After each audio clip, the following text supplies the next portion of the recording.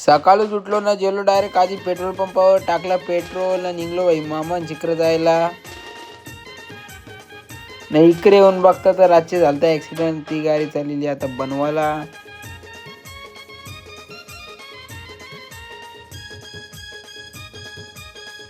यो बाई पण काही ऐकत ना, महिन्याला नवीन नवीन गाड्या घेऊन येतं कॉलेजला.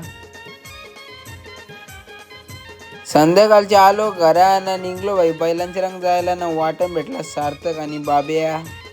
यो बाई तर गाडी ॲव्हरेज स्पीडला चालू तर आधीच थंडी चालू सोडल्यावर याला काही समजेल ना, तसंच पोचलो बाई सरांच्या घराची. तर रोड पण बाई इकडे खतरनाक.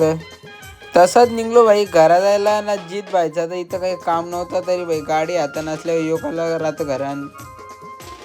भाईला तर घर पण नव्हतं माहीत, नुसतं इकडून तिकडून गाडी घाली होता ना, वापस निघलो भाई बैलांजवळ जायला. या भाईला जायचं होतं घरा, पण इकडे गाडी थांबली ती यो पोचायला भाई गाडी गेली पूर्ण भाईचा झाला पोपट.